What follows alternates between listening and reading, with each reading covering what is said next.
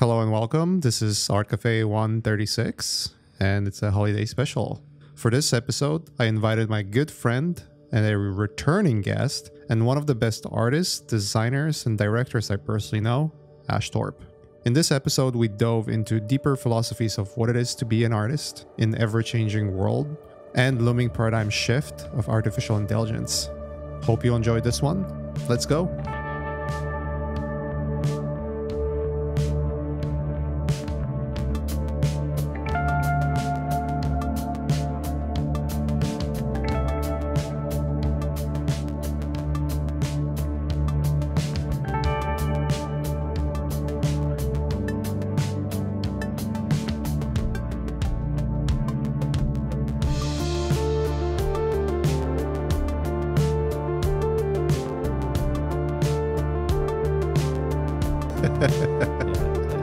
Well, let's get into it.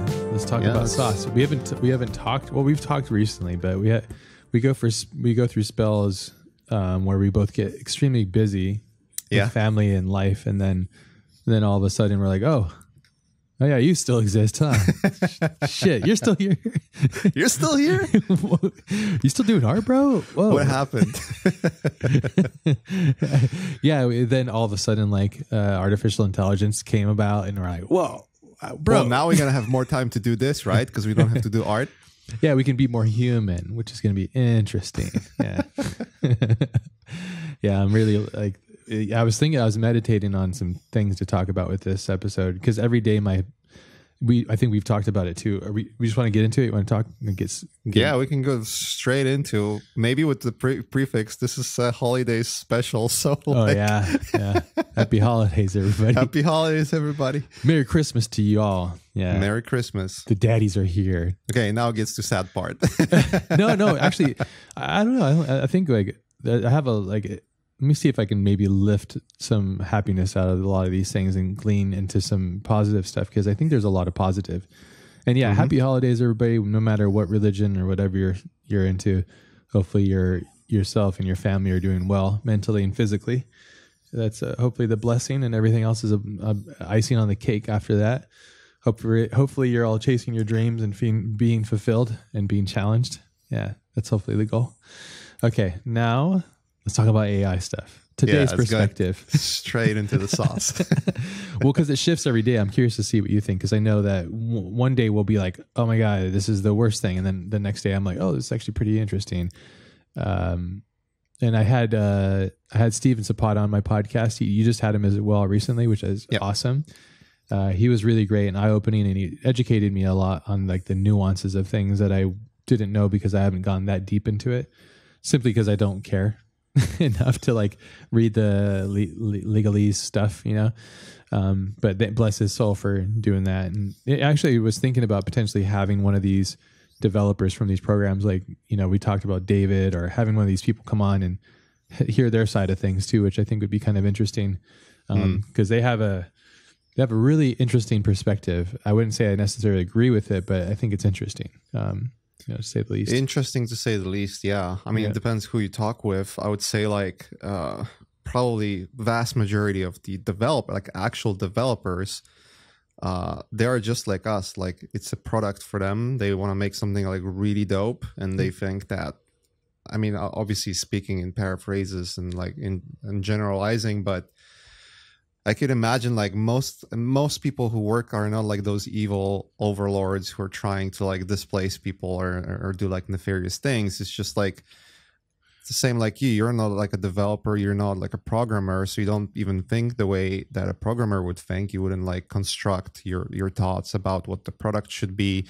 Your sort of measure of what's good and what's bad is completely different, and on a completely different scale. You care more about the visuals and the art and the storytelling and all those kind of things, versus someone who might be working in development might have a completely different set of rules of what merits to be a successful product or whatever, right? Yeah. And the same with business people. But I would say if we just generalize, I would say the developers are just like us, Yeah, I'd say so. Yeah. Well, they're just humans. The most evil people are the ones that don't know they're evil, and that's the trickiest thing, because a lot of people don't realize what they're doing is causing an evil effect on the world.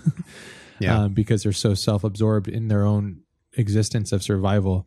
And everybody has their own story too. That's something I have to keep in mind and remember, because I'm like, this person has a direction. And ironically, I didn't realize this and put the two things together. David, the founder of Midjourney, Yeah. he had started a startup a long time ago. It was a very successful startup called Leap Motion. And it was like, he had this like interface device, and I actually met him one time. So it was really ironic that like he's a part of this thing, which I thought was really fascinating. But today's viewpoint on it, coming up to Christmas, maybe I'm just jolly and happy, but when you strip everything away from what we are as, you know, people and creating things, and if you start to get to the core of like what we should be doing, if this thing kind of removes a lot of that noise and also gives us room to take ownership, I feel like, here, let me see if I'm going to use a case study. There's this thing where people were making autonomous race cars. And I think that it's interesting in concept, but I don't think it took off, because when I watch race car stuff, like I know you watch Formula One, I don't keep up with it all that much, but I find it fascinating. But just cars in general and racing, when you remove the human from that part, you lose so much of what that is. It's a man-machine or human-machine interface that flaw in the human struggle, the flaw in the human creation, merging with machine that's made by a person, that flaw too. So anyways, that is an important part of the ecosystem. And I think the same thing is going to happen with AI art and art and all those things. I think that people are right now, it's the flashy new thing that we're like, this is the God tool and it's so cool. Yes, to an extent, but I also don't think it's all that great. And here's why I don't think it's all that great to me. And we've used it. You and I went like full bananas on Midjourney. Like, but that was like months ago, and now it's like even now when you type the same prompt, it looks completely different. Like the whole algorithm changed. Yeah. But also, it's better at certain things and worse at others. Yes. Like it developed itself to like its own kind of niche corner. I'll be honest. Like there was a recent tweet that I basically tweeted the article you sent me. That You're basically welcome. I was fucking furious. Yeah. Maybe explain it to the peeps that are listening. Yeah. So basically, after reading the articles, like I just like The Forbes one. there's so many different AI tools. Like if there's one that I cannot support is this, and then Midjourney is what literally you're talking about. yeah, and then Because what David literally- said in the interview, right?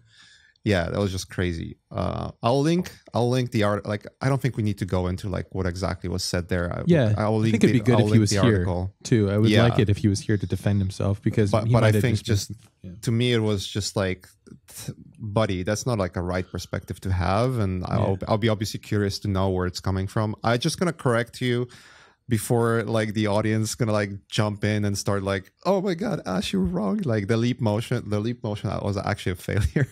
Oh, sorry. Okay. Like commercial failure. Oh, okay. But so I think it got funded though. it did get funded. That's but what like, I meant. But yeah, it was a commercial failure. What it was defunct actually in 2019, like completely just shattered. So David, the Midjourney, you should get him on your podcast. I would love to. I can just reach out definitely to him. ask. It would be good for him to defend himself, because even if he does have that perspective, he might have nuance that would be articulated better in a podcast form.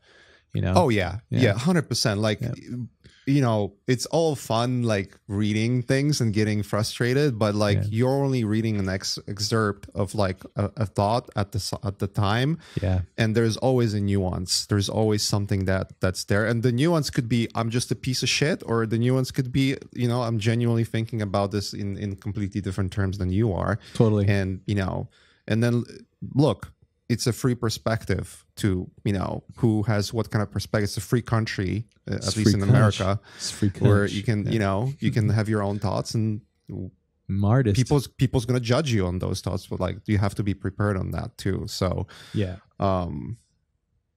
Before we go too much out of that, so I would say like, well, I'll link the article. It's just too much to like go into in the granular details, but he said some pretty outrageous things, I would say.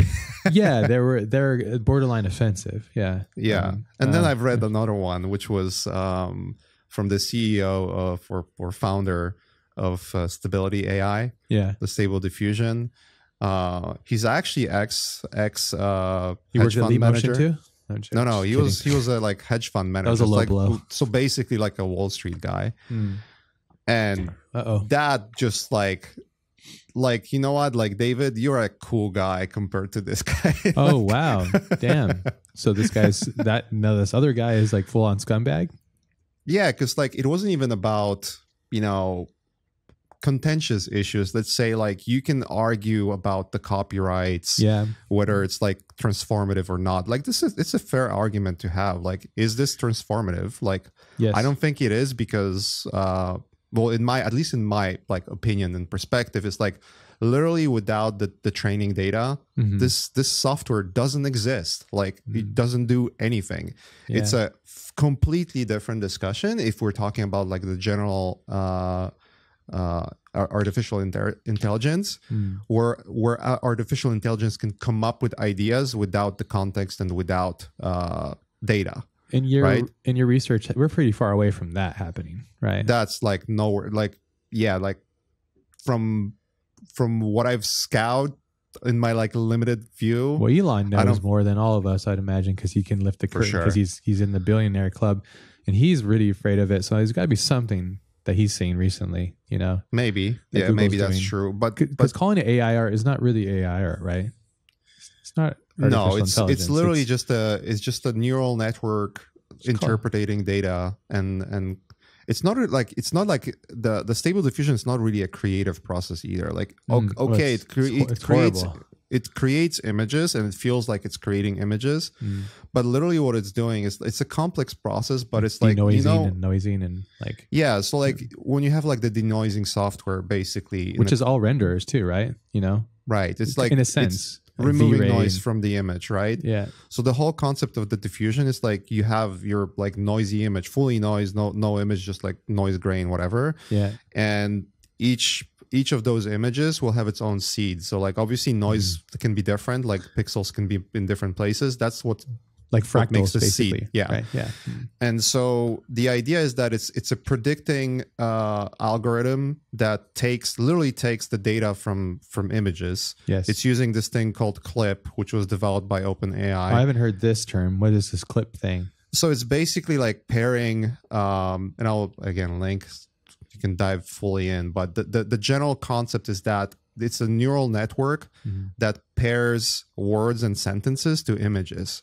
And then adds weights. So like, let's say if you have a picture of a frog in the forest, if it's a big frog and a little bit of it's super froggy. If it's a big frog with a little bit of forest, and I'm making like a stupid version out of it, right? No, but if this it's like is a big prompt. frog, everybody follow this prompt. And just do that. An ultra froggy frog. The ultra froggy.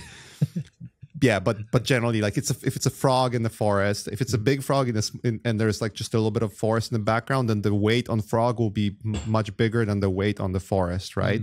Gotcha. And so the idea is that those same words and sentences are basically mapped into like all of the available images that are sort of like tagged with those words. Sure. So the predicting thing is just like, how is this going to denoise step by step to create an image that has weights on the words you've put, and then like kind of like try to figure out where things should be. And like all of the things like composition, lighting, what the face should look like, all of those things are literally just interpreting the data that's out there. And the better the algorithm, meaning the better the system of how it's interpreting that data, the better the prediction. Yeah. And apparently there's a big bias in it. Like you can actually see it because like if you type in a prompt of something with like a famous artist that actually uses signature, those signatures appear in the image, right? When I first started using Midjourney, I kept seeing the signatures and I was like, oh, okay, I know what's going on. I mean, it's pretty evident, you know? Like, yeah. If you're an image creator, you know what's happening here. And then all that smeary, weird, blurry stuff is like, oh, it's like, it's almost like finding its way through noise, and it's taking like 1,000 images and putting it through noise, and then all of a sudden you get this like rising image out of it, basically. Correct.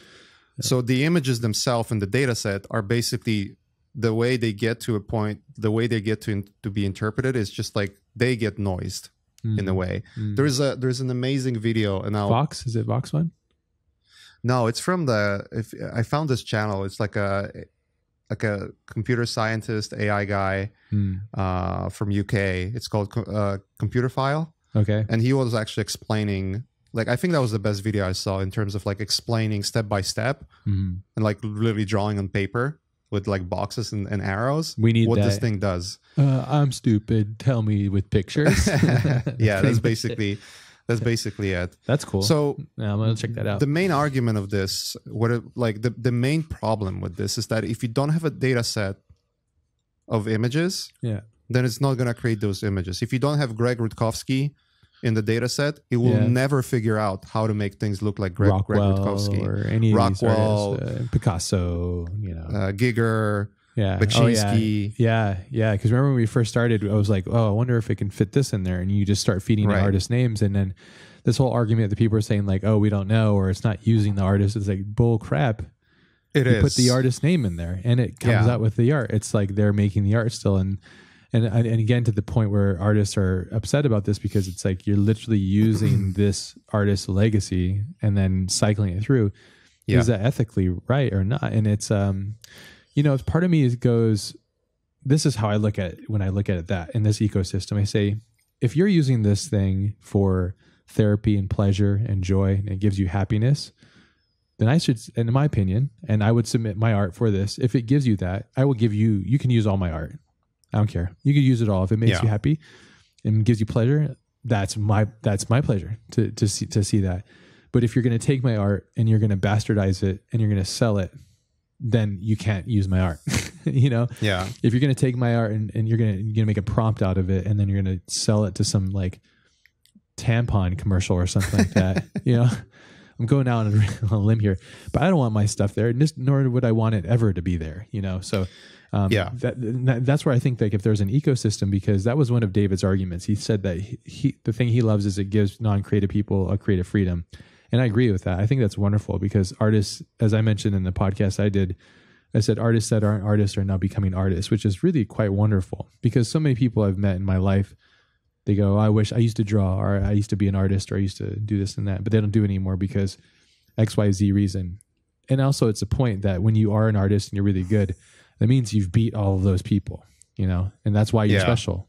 I know people go, oh, artists are pretentious, this and that. There's a reason why, because we work hard for it. It's not easy. My whole day life existence is about getting better at art.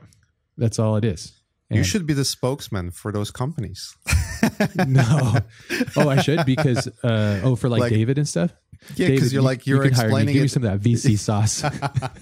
Because you're explaining it in a way that I fully agree. Like, yes, it's not our say to say like, well, if you're taking pleasure in using it for like your own well-being, 100%, then why? Like, there's no, like, we do it as an artist for free anyways. Like, you release your art because you want the world to see it, right? I don't see a problem with that specifically. Because we do it for free anyways. We put it on ArtStation, we put it on Behance, we put it on Instagram. These are all things that are funding off of us too. Like, we're feeding the ecosystem. They're making money off us, just like Midjourney would be making money off of us per se, because they're getting the scraped data, so let's explore that, because I feel like this is the part that everyone is not talking about, and they're talking about, and we can get to like the bad part of the argument. I would like to have both sides, I think it's important. But I agree with this, and it's like the idea of someone who, like, we've met those people many times that have like amazing ideas, and they're really good at it, right? But they just cannot draw or cannot paint it, cannot do lack any of discipline, lack of focus, lack of interest. Right. Those are all the reasons that I would say that they can't. So if they have tools to visualize that, then like, why stopping them from doing that? The whole argument of copyright, it's a pretty contentious issue, and it has more to do with the business and ethics than anything. And I think it's something that needs to be sorted out. And I agree with artists like basically standing up for it, because because it's not good. Like let's face it. Like we can have both thoughts at the same time, that AI could be used for really good things, Yes, but it also could be used by bad players for bad things. it is doing or that it now, could be I'm sure. misused, right? Yeah. It's the same thing with NFTs. Like when Yes. the whole NFT and Web3 revolution started, Yeah. like remember the discussions we had in the beginning? Like, oh my God, this is like the new era for digital art. We can finally, you know, do those things. And then the fucking mass of piece of shit grifters, like copying work, rug pulls, scams, like it So littered dirty. the space to a point where it's like you mention NFTs and people are like, you're a piece of shit. Like, Yeah. what did I do? I just said NFT. Like, what the fuck? Yeah. Well, I want to definitely, we have to definitely talk about NFTs, because you and I are NFT artists, and quote unquote, so we're digital artists that make currency, fiat, money, whatever, off of our effort. If you ever tell me that I can't do that, then you need to be punched in the teeth. Because you know, all ththese people, you're selling this and that. You live in your mom's basement. You don't know what reality is. We got bills to pay and families to feed, you know. But on the other side of things, on this too, it's like we must go into NFTs because but let's just keep on the AI thing as well. Yeah. And I'm making jokes too. If you get offended, that's not my goal. Disclaimer: it's all personal opinions and jokes. Yeah, exactly. Don't be offended. If It's you just want a couple like poppies. scientific data, this is not the podcast. No. To find it. Yeah, turn this thing off now. Okay, you were saying about the positive side of AI, and I brought up the case of if it's used for therapy and nonprofit. Correct. I'm 100% for it personally. And you know, it's literally a matter of time that the algorithm's going to be good enough to figure out concepts and figure out visuals based off the descriptions of it. Mm-hmm. Like it will find a way to match your description of a sun or your description of the painterly, your description of this and that, and create sort of its own thing, or be a little more nuanced in terms of how it's interpreting data. Like, if you don't think that's going to happen, like, look at last 6 months. Come on, man. No, like, it's going to go beyond that, though. It's going to create your dreams. Like, it's going to make, if we allow it to keep going where it's going to go as fast as it's going, like, it's going to start making personal movies, personal therapy. Literally, what I think is going to happen if it goes in the right direction is going to be like the movie Her. The movie Her, if you haven't seen it, spoiler alert, pause this or whatever, watch it. But it's a great movie. It was released like 10 years ago or something. Like, come on. It's a great movie. The core of it is about, it's about AI helping, or a sentient or whatever, like a technology helping a human through one of the struggles of existence, which is a broken heart. And I think that if it's used properly and efficiently and effectively, it could help us mature and evolve, because we're just cavemen still. You know, we have so many, like you said, you brought NFT, like look how fast and quickly it got toxic. It's because a lot of people are just desperately flawed people, and they only know how to cause harm and problems for people, which is, you know, unfortunately. But if it's used properly and used well, I really do think it's like, we're looking at the rapid rate of growth now. It's like, I thought it was like a Google search of the future. Now I'm looking at it and going, this could potentially be like a new way of thinking. You know, if we really think about like how big this could be, it's just going to evolve into what's within you, you know, and show me what's within you. Because now we have to use these interfaces like softwares and programs and stuff, and it's so clunky. It's so horrible. It's almost like, you know, this is like horse and buggy, and the AI is like in a McLaren, and it's ripping by you, you know? Yeah. But anyway, sorry, get all excited. Yeah, I've compared like if you thought the NFT was like a paradigm shift, for instance, right? Yeah. That's your basically like your 80s fucking beat down Ford that's like completely falling apart. And then there comes AI, which is like the brand new Bugatti, basically, in terms of like the scale of magnitude of the change, right? Yeah. It is definitely the most interesting and the most horrifying part about this whole thing is that you cannot really predict the future. Like at this point, not even close. You could at least have measurable predictions towards what's going to happen with NFTs or Web3, which, by the way, I think, I mean, we'll get into it. I think it had its worst moments already, and now it's basically what basically what's happening now is what's happened after .com era, like Yes. after the .com burst. What shook, but .com it didn't break things. It broke a No. lot of things, but it basically it shook people of their bad habit. It shook people Yeah. of their sin, and it shook it all loose of people that are just scumbags. And nobody wants that anyways. And if you're supporting that, and if you came into that place, into that market with that scumbag attitude, well, you know, you get what you get. Some people figured it out, but most people didn't, and a lot of people ate it. And we talked about Unfortunately, a lot of people got wiped too. But you know, in the process, right after .com, there were a New York Times article. The internet is dead. Like it was a FUD. Like who gives a fuck? Like the internet, nobody's gonna care about the internet in 5 years. And look where we are now. Yeah, well, that's almost like, what do you call that? Like Monday morning quarterbacking or whatever. Like it's it's after the thought. You know, like because think about all the people that probably said against what that opinion was of the future. That's the thing, though. It's so wild because, you know, I think I mentioned this like a while back. I said we have now NFTs, which is crazy because I'm talking about digital artists. Yeah. You know, you and I know I come from a traditional standpoint of like I learned how to paint oils and acrylics and stuff. So I have those artistic fundamentals from like the ancient masters of expression, visual images, you know. Then the digital art stuff, which is, you know, I'm fascinated and I love it. My whole life is dedicated to being an artist and a digital artist in a sense. But then the NFT thing happened and I was like, oh my God, as we said, we were both very optimistic, but we also saw this huge gatekeeper system happening. And this big, weird hype, pump and dump thing that was happening. We both were like, oh, this is really not what we really want. Yeah, it's like it was grifters discerning. just took over completely. Yeah, and that's fine. But there was a new technology and a new currency that our art was attached to. And that was like, wow, it's so volatile. And then like we talked about, not only is it kind of a volatile state to be a digital artist because our art is attached to developers and companies and their agendas. So whether they want to move fast or not, that's why Blender's killing, because Blender has no bound. It's open. And it's that's literally yeah. why it's why it's the program killer. Really it is. Like you use it. I still use Maxon. I'm a caveman, but the program works and it gets me what I need.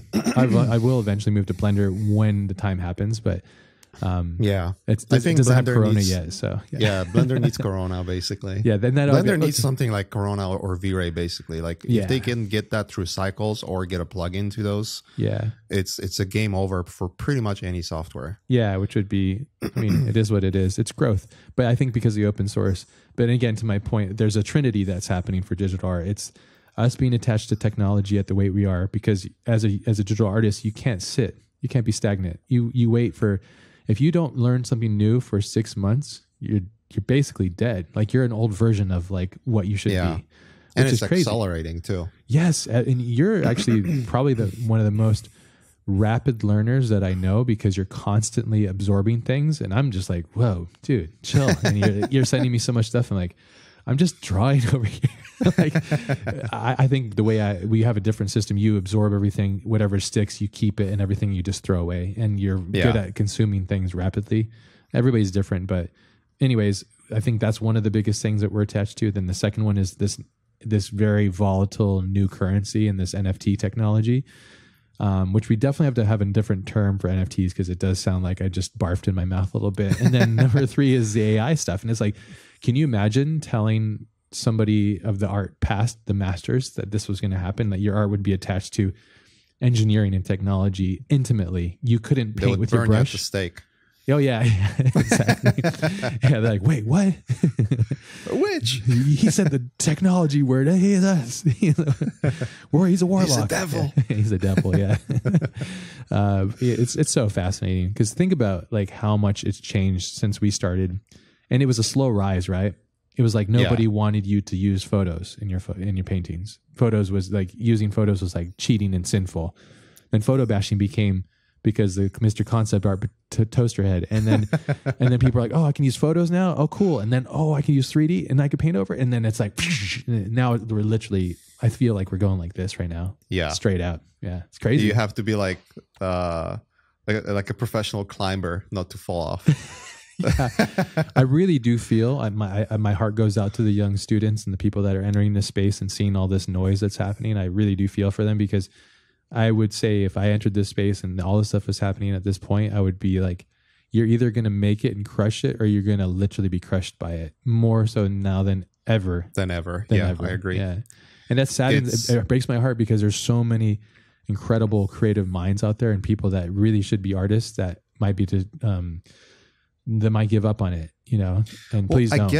I guess to that point of friction removal, because this is something that, like if you listen to like VCs talking about this, or people who are like looking at the AI from the point of investment, right? Yeah. For them, it's a blue ocean, obviously, because it can go in so many directions into like multi-billion or trillion-dollar companies. Easy trillion, right? Yeah. If it's pointing in the right direction. But yeah, it's basically like to that point, it's a friction removal. Like you're basically like, how many times like we text each other with like a software crash, or oh my god, or like dealing with bullshit that you want to do like a simple task, but there's no alternative, and you're like fucking pulling your hair out. It's the horrible. I mean, too, because you're doing so much stuff now. Like when we first started hanging out, you were doing a lot of just 2D images, paintings, and doing this. It was incredible work. But now you're a production studio as a person, which is, my goodness, all day long you're putting out fires and trying to figure out why things aren't working. Yeah. Your reality. So now imagine if you can remove all the friction, basically, and just be creative. Yeah. Well, why not, right? Like this is then for students, it's a very compelling idea that maybe that's the way to go. The bigger issue, I feel like I've mentioned this. It's a little bit of like a segue from AI art specifically, because I feel like the whole AI art discussion is like ants arguing or like panicking because a human stepped into the anthill. Yeah. And then in the meantime, in the background, there's a dinosaur ending comet that's about to hit Earth. Right? Yeah. Mm-hmm. Yeah. The scale is almost too big to see. We talked about it. I said the thing that makes it so complicated is it does two things at once. It kills and gives birth at the same time. And it's killing a lot of people, and it's giving birth to a lot of new things, which is, and I think a lot of people are getting shook spiritually because they have to ask themselves, well, why am I doing this? If making a pretty picture is no longer the goal, then what was my goal in the first place? Is it to give me pleasure? And to argue against what you just said as like almost like a devil's advocate is, if it's frictionless, then what is that? Because there's part of what I do that gives me meaning, which is going through the friction. And you know what I'm saying? Yeah. And it's a war of attrition. How much pain am I going to put myself through? It's like when you train your body or your mind through things, your mind works best if you could put it through friction points, and you can overcome those friction points. There's this dopamine drip that happens, and all this stuff happens to you physically and mentally. And these are things that I don't want to lose about my existence in this planet. I like this, the struggle and the suffrage to a point. And I think that gives my art its own thing, because I'm willing to push through. But yeah, it's... here's the thing. Midjourney is getting really good. This is the one that I use. But to be completely honest, I haven't used it in like months. I would go in a little bit and check it, and I'm like, whoa, that's crazy. And then I'd go, I'm just going to go back to making art the way that I make it. Yeah. I don't know if... That's what I'm saying. I'm wondering if the world at large is going to have this same experience where they go, the new shiny toy is here, it's incredible. And then they go, well, actually what I really want is to do something from within. I don't want to remix something through somebody's technology and use it as this like remix machine. Although that gives me really excitement for the first little bit of it, the user experience after that, you go, that's okay. And at the end of the day, you might want to just draw on charcoal and draw beautiful figure drawings and share that with the world. And that's something that the computer and the machine and the algorithm cannot ever take away from you. And that's something that you really need to remember, but yeah. Until we get the general artificial intelligence, obviously, then it's a game over for everything. Well, potentially, right? But again, I think it comes down, and I'm just saying from my spiritual standpoint, if that were to come right now, I would be like, well, I'm still me. I still have value to myself. Maybe I'm not involved in this workforce anymore, but I'm going to be completely honest. I don't really like the commercial art workforce. It's pretty shit. It's like, I'm thankful that I have incredible clients and I do have incredible jobs, but for years it was just a slog of talking with dipshits and dealing with dipshits. Yeah, like out of every 10 projects you do, Yeah. maybe one or two are like really the ones that you're like creatively developing yourself, and then the eight others, like it's regurgitating everything you've done so far. Yeah. And at some point it's just like, oh my god, kill me, like I don't want to work, like, but you still have to, right? Gotta pay the bills. Yeah. Yeah.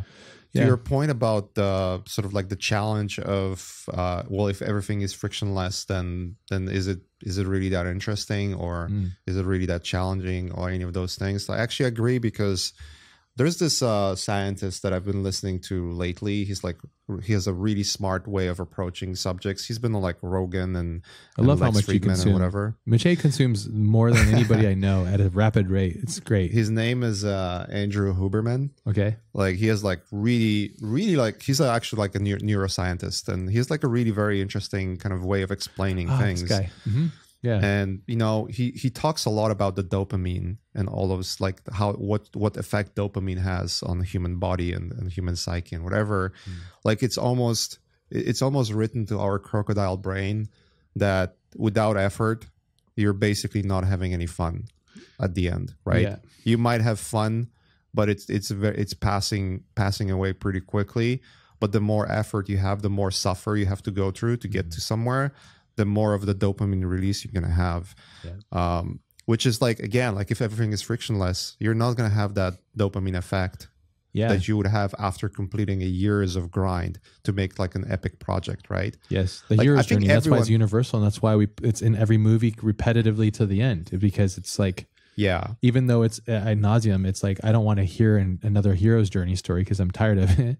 But at the same time, there's a reason, right? It's intrinsically connected to our existence as it is now, until a big paradigm shift that shifts what our focus is on living, what it is to live as a human, what it is to give value to yourself and others, to your community, to give to. Yeah, I mean, that's really at the core of you have to start. I think that's why a lot of people are having this existential crisis that's happening, because they're going like, well, what am I contributing? And a lot of people aren't contributing shit, you know? Yeah.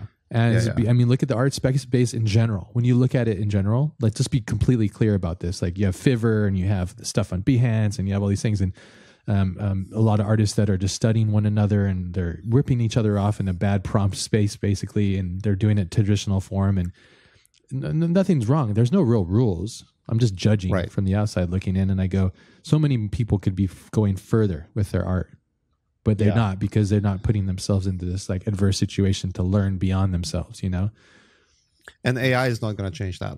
No. People who have the mindset to basically do, you know, maybe they don't have the drive to really push yourself beyond limits, or maybe your brain is not wired to be extremely creative. Those are the things that are there. Yes. I noticed that with prompting too. Like I think I told you I had done some like little tests of my own, and I would let people interact with it. And I realized, oh, you haven't dedicated almost 40 years of your life to image creation because your prompt looks like shit. And you even have this God tool and you're making crap. So there is a nuance, you know. I probably sound like the most elitist artist prick ever, and that's okay.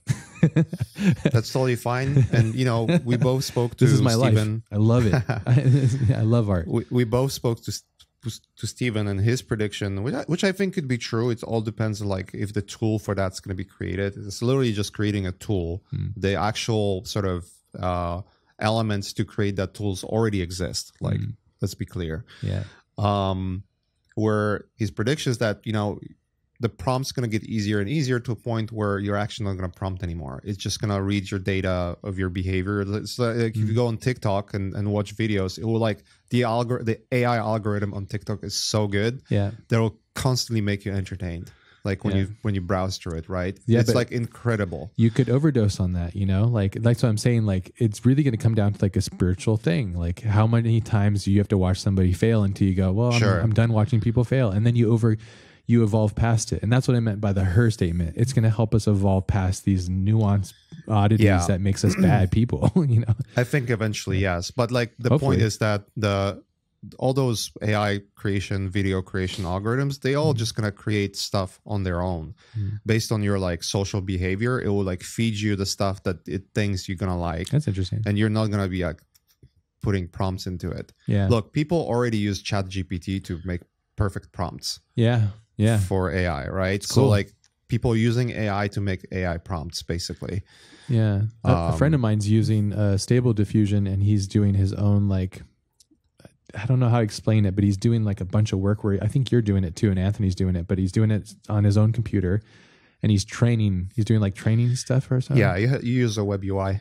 I don't know what he's doing. I don't know how he's doing it, but like to me, when he was articulating, he's like, "Do you think I'm an artist if I'm doing this?" And I said, I mean, you're an artist no matter what. It's up to you to say that. That's not for me to judge. Right. I can, if you want to ask me about critiquing what you're doing, I can say, well, I would say, what gives you fulfillment? It's going to start. I'm going to ask you bigger questions rather than the image that you're creating. But right. There's some nuance to it as well. I think that I found that really fascinating because he's making really interesting things and he's training it on some stuff that I thought was pretty fascinating, and the results are really interesting because he's got his own training models and stuff, and it's very technical. Which are not difficult to do. Okay, it's actually pretty as straightforward as like, here's like a bunch of images, click and wait. Oh, okay, because it's just taking it and kind of finding it's something. Already built. Like there's something called Web UI, which you can install on your PC. It's basically using Stable Diffusion. And you can just go, there's many resources online. There's this website, I can't remember the name, Hugging Face, I think. Oh, perfect. That has like perfect name. User trained models of different sort of like data sets, right? So here's where I think where it crosses there's a crossroad from ethical to unethical, right? I have nothing against like open source. And so like if someone wants to train their algorithms or their models on my work and then use it in open source matter as like, let's say a fan art or any of those things, like I don't think there's a way to stop that. Like honestly, that ship has sailed. That Pandora box is already open. Been doing it for a long time. You just have to accept that that's the reality. Yeah. It is open source, and as long as it's open source, it's gonna be that. I might feel upset because obviously, as you mentioned, like we've spent years and years and years. It's a emotional attachment to the whole life. It's like it's like imagine telling to someone like your whole life was a lie. Like you expect that it's in a sense, yeah, but because it's like, well, you're as an artist, as a creative, like this is your. I mean, you said like you specifically and me, like we fucking work till like 3 or 4 a.m. We work forever. Yeah, we work all the time. And the name is either forever. work, and if we're not working for like commercial jobs or clients or even like our like bigger like commercial projects, then we're doing like personal work anyways, right? Yeah. Like we kind of live and breathe with art. Yeah. So if someone comes in and say like, well, you're like entitled elitist for thinking that you should only like do this and like let other people have it, they're right for saying that, and I'm 100% back that I'm an entitled elitist when it comes to protecting my life and my work. Yeah, exactly. Yeah. If you don't think so, then let me come into your house and just destroy it and burn it, and then let you watch it, and let's have a problem. So we're going into the statement that the stability AI, I don't know if it's true. It was a screenshot from Discord. Oh yeah, I saw that. But the VC, and that thing just got destroyed. I mean, fair enough, like it's, you gotta be, if it's really what he said, then this like true. It's like telling a like professional athlete, let's say like you get Usain Bolt, as like you cut his legs off, as like, why you're upset? We just want to use it for our machine to run better, and you're an elitist piece of shit to think that you can own your own legs. It's like, come on, man. Yeah, like, that's not how the world works. Yeah, the complete lack of logic and the lack of empathy in this space. Yeah, I would say empathy number one. Yeah, it's borderline like sociopathic that's happening. It's correct. Really unhealthy for the. Again, I'm gonna keep bringing this up. I think it's the human psyche. It's like the human experience. It's, that's really, it's. So see, that's really that's gross. Sort of like the crossroads. So I'm totally fine with where the open AI or like where the AI is going generally, because I don't think it's, if you think you can stop it, you're delusional. No, you're literally the delusional. cat's out of the like bag. It's already done. Yeah. But there's certain things that can be regulated. So for instance, China just recently regulated so that any kind of AI generated media has to be watermarked, and there's penalties, like actual legal penalties for not doing so, right? They probably make which I think is smart, and that has nothing to do with AI art, but it has everything to do with the fact that AI is getting to a point where you cannot distinguish it from reality, and most people are not sophisticated like artists who understand VFX to know that those are not real things. Deep fake and the nerf technology and all this AI stuff. It's like the next 5 years is going to be a fucking shit show. Yeah. So if people think that what happened to Trump here in this country is like, imagine somebody deep faking out the Trump thing and just full on doing a blast campaign. Yeah, exactly. It's like, wow. And if there's no way to tell if the source is real or not, like you can basically make, based on how much money you have, you can make or break people's life or careers, which you can already do, but now you can do it like 100x more efficient, right? Yeah. I have a good interesting thing. Quick segue. I have an interesting perspective that I learned from a friend who's from China and he's from Hong Kong, and we were talking about all this stuff, and I was like, oh, well, how is it with like the censorship there? He's like, it's the same as it is in America. And I said, how so? He said, you can't say whatever you want in America. And I said, oh yeah, you can. But he's like, no, you can't, because you get canceled, you get ruined, you get destroyed. You cannot say. So he said it's the same thing. It's just like the government does it rather than these like weird malicious these. And I thought, wow, that's so true. So we're not in a free world. We're not in a free society, unfortunately now. And I get why people want to push against that. I think what I love is you need to talk about it. That's why I said, with David and the Midjourney stuff in the interview, I was like, there's so much nuance. I'm sure if we brought him on here and we talked about it, he might benefit a lot from talking to people like us. And I think we need to open up a conversation with people like these guys, so then they understand like, oh, I'm actually hurting these people and I don't want to hurt them.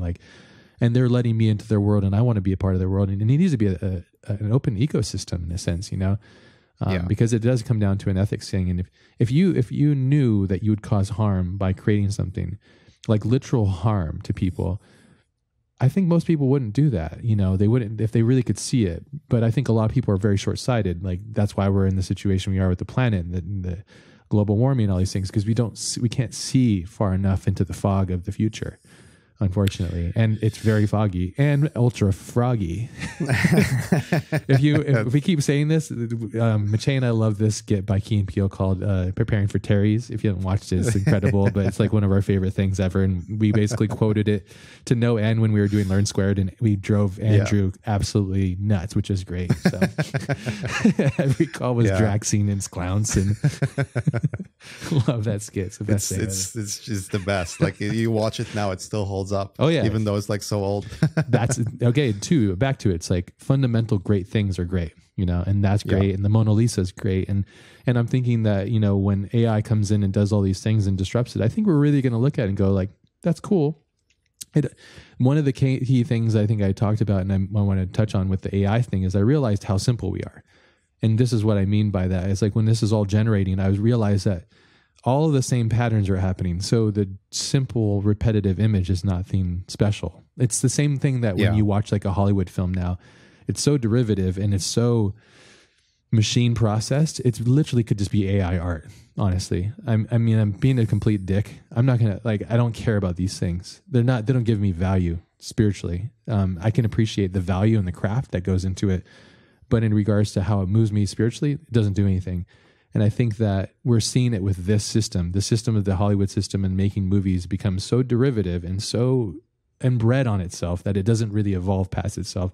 And I think that the AI thing is doing a lot of that too. I realized it when I was doing prompts. I was like, oh, this isn't really all that original. Like I get it, but it's not.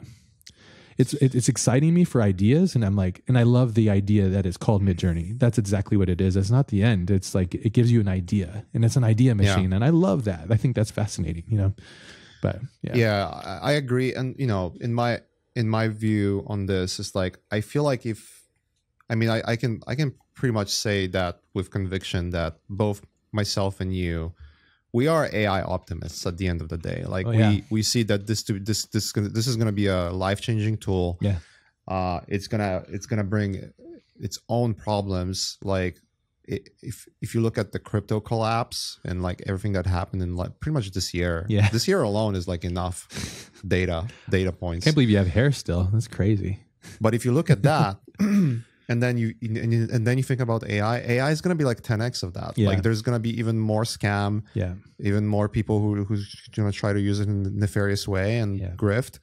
That's coming. That's why I think like movements like there's the GoFundMe from Concept Art Association, all of those things, which I will link as well. I think those are really important things because whether you like governments or not, they're like quote unquote boomers, but they're also like much older people than most of the young super entrepreneurial heads. Yeah, and they are voted in. They take their constituents' perspective into perspective. Yeah, although flawed and fucked up and corruption and whatever. We'll talk about that too. Yeah, but still, we're artists. We're talking about like the Silicon Valley shit. There's like millions of people who never even interface with that, but they're facing like a true, almost like extinction event because of those things, right? Not only us, but pretty much everyone. So like, if there's a company that does things in unethical ways, and they're getting like, especially with AI, gaining like a huge edge because of it. Like that's the problem where things are going to start to centralize rapidly. Yes. And so like when we're talking about friction of tools, like, well, what if let's say Midjourney, or like, let's say like Stable Diffusion, let's just call it a Stable Diffusion company. It's algorithms used by a lot of them, but they're all let's say there's a Stable Diffusion company, corporation that basically treats it as a product. Your tool becomes like, you cannot go outside of it almost. And it just becomes very centralized. And then whatever the decision making is going to be behind the scenes, that's really dangerous for, because what if like the censorships goes in, or what if like some far right idiot gonna like take over and start like, those people don't know that they're evil, Yeah. And that's the most scary thing. When you don't know you're evil and you don't have empathy, you are the most dangerous person on this planet, because the wake of damage that you create, you won't even know. And that's really scary. And a lot of people they feel they're righteous. They feel that they're on their path of righteousness. And I think we all feel that in some degree at some point, because we're all egotistical and we're self supporting and stuff. But you do nothing good for this world in general when you just take. You need to give.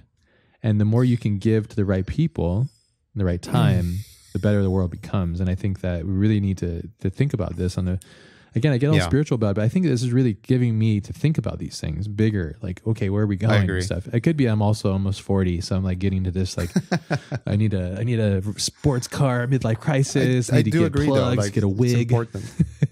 I do agree it's important. That's why I think like the open source route is better, because open source means that it's very transparent.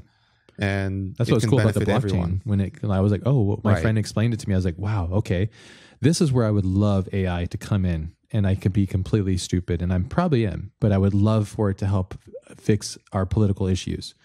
Politics are completely human flawed and to a broad scale. Yeah. And we really need if we have general AI, I agree. Yeah. Well, like open, I don't want it to take over on obviously that, but like, and regulations and stuff, but like really what it needs to do, because like if you think about how the American politics, and probably echoed, I don't know a lot about the global stuff, but a lot of what's happened is it's like handshake deals and helping one another and this and that and all these agendas. And it's not really like when America was first developed and started, how that system was built. It was built to foster like, 10,000 people potentially, not the population in which it works now. And you see the deficit that occurs. Like, look at where cities are. A lot of the times the quality of life is completely crap because the politics have really destroyed a lot of the things from within. The core values have completely been ripped within itself. So again, this could be, whether you agree with me or not, look at the facts, what's going on here. It's like, it's wild. And so I'm wondering if like a system that is unbiased and is more of a logical thing would be like, you live amongst this thing, this population, this is how much this is how this is how much you can, like, this is the room in which you can expand and grow, because it's like, it's pretty, I don't know. I'm getting into this like utopia thing in probably like a really dark world, but at the same time, it's quite beautiful if you think about it. I don't know. No, honestly, I think that in the very near future, there will be AI tools developed that will help to remedy a lot of issues. Hopefully. And the real, like, the reality of it is like, I think the politics will follow with the like general sort of population needs and wants. Because look, Well, hopefully, for those who are like completely utopian, like, you guys are mad. Like, yeah, there's people no are such thing, flawed. really. There's just Yeah, not yeah. like, we can get to utopia, but like, there's gonna be so much suffering that I don't even think it's worth it. How would you Like, get to utopia, you think? And what is a utopia in your mind? so technically, AI could. I think AI could solve all of the human issues, all of the health issues, all of this, all of that, all of that, all of that. How, Like, how literally so? everything. What do you mean? Like, Just like people get to the cut of it? I'll give you an example. Even at this stage, right? There are doctors who like check chat GPT, type in symptoms. Oh. Obviously, they don't use it as a medical data, but there was a recent study. Like, I can't remember exactly what was. I will have to look up. Like, again, this is something I'm hearing and reading headlines and not reading. Yeah, be into careful. It. Yeah. Obviously, nothing and that it we could say be a here is lie. factual, so be careful. It could be a lie, but you could imagine in a world where We're reading a open chat GPT script as we go through this whole thing anyways. This is all scripted. correct. Yeah, it's all scripted. The irony. But like you type into chat GPT, you don't have to look through like hundreds and hundreds of different like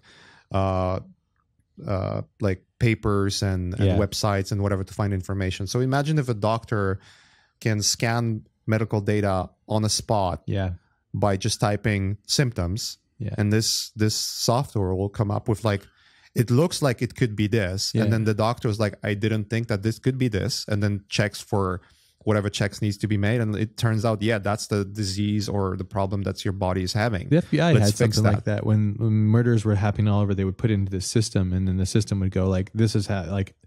These are all the commonalities, and then all of a sudden, crime solving, boom, facial recognition, all those things where it's like wonderful, great technology. You know, like all those things could literally eliminate crime completely, right? That'd be wonderful. I mean, people are going to still do stupid shit, and they need to be glitter bombed, But Now imagine if there's a mathematical problem to solve that would make the solar energy or whatever energy 100 times more efficient, then the energy cost is almost zero. Yeah. Okay. You're talking about if energy cost is zero, then the cost of transportation could be zero. Then the cost of your food is going to be dramatically lower. Yeah. So, okay, I might not be making $100,000. I only need to make like $2,000 because everything costs a cent, right? That'd be nice. That would be like the utopia. You'd be baller, the problem, $2,000 baller.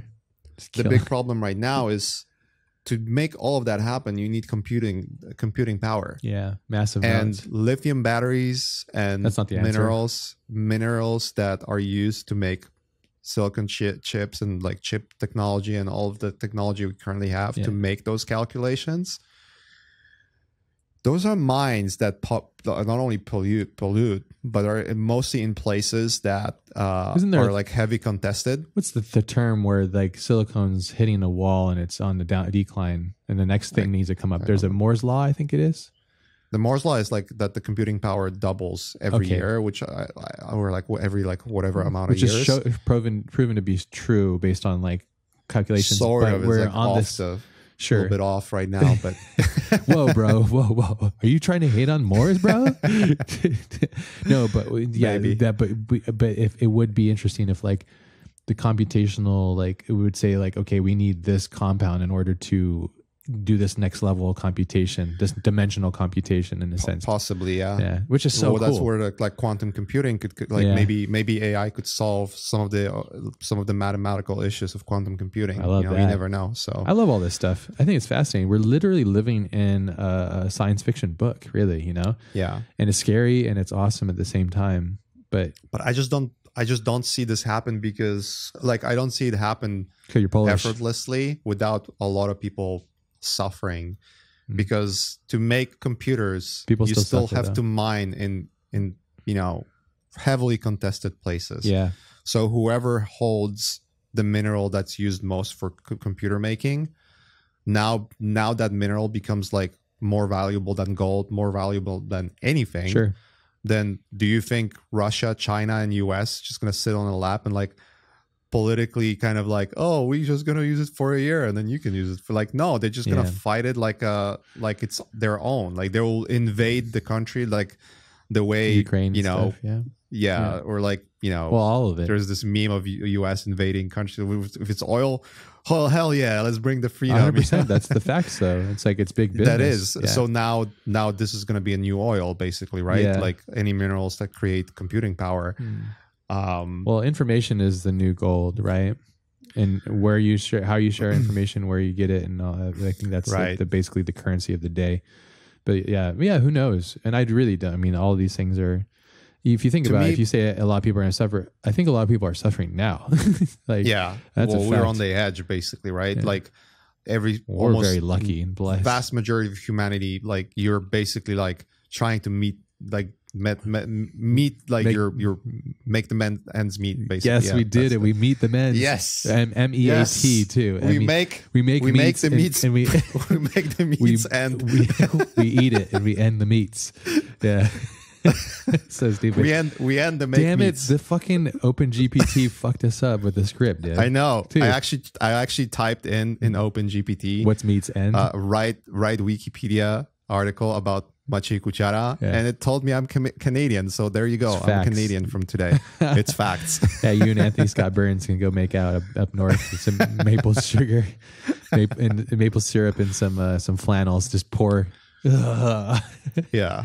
It's true. There is going to be a lot of things. I'm just wondering how this is going to permeate, because this is kind of a funny joke that we made. Just like I was like, oh, cool, AI is coming sick, and then the AI is like, hey, I'm going to fucking be an artist. You're like, no. Don't do that. It's kind of be fix hectic. This other thing, like fix my UVs and help me polymodel or something. Don't take my creative part.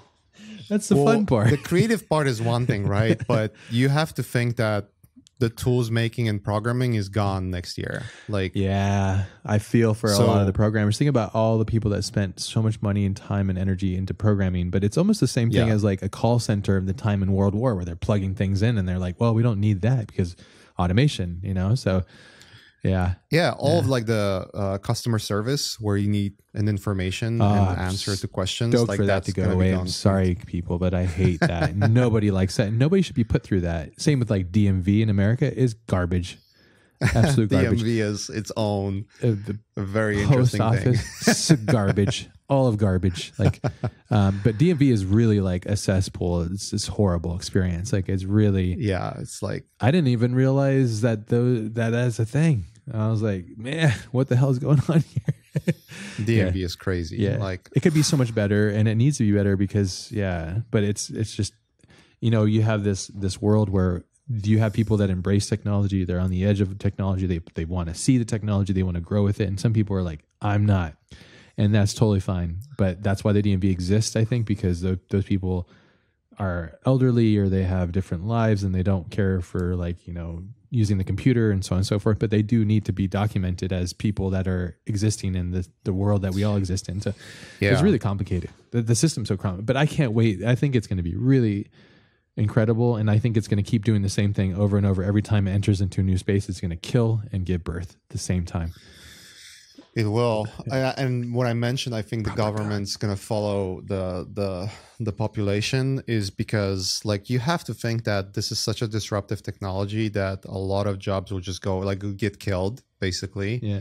And new jobs going to get born. But before that happens, people need to be trained to do those new jobs one way or another. Yeah. Not like you have to think there's a massive amount of population that are not even using computers. They don't know how to use computers. So how do you train them to use, like, there are steps, right? Yeah. And in between those steps, there's going to be a period of time where there's going to be a lot of suffering. And then if governments don't do anything about it, then it's the end of the countries. Like, you have to think like, even historically speaking, the French Revolution or any of like uprisings in major historical events happened for something that was far less significant. Yes, at the time. Now imagine if like 80% of population is out of work and cannot live. Like, you bet your ass that those Silicon Valley's companies will like need like special security or so, like an army security to even like, because people are just gonna go on the street and like there's always a breaking point for everything, Yeah, right? and fair enough. I mean, the human spirit can only handle so much friction until it Correct. breaks, and fair enough to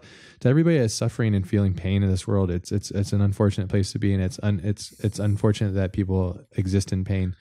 Yeah, but so, it exists, so I feel like obviously. it's gonna get regulated to a point where, you know, there will be like either like a universal You'd hope so. basic income or something where people can like at least I can pay for groceries Yeah. and like live normally, right? That'd be great. I think that's if AI is supposed to take all the mundane work or like most of the work, that just I mean I'm not smart enough to think about something different, let's say. No one is really. I mean, the Yeah. smartest person on earth can't perceive the future ever, never. It's too the probabilities are too vast to calculate as a human. Like we can't. AI might be able to do some precog stuff, basically potential, like, you know. But yeah, it's going to be so fascinating. It's really interesting.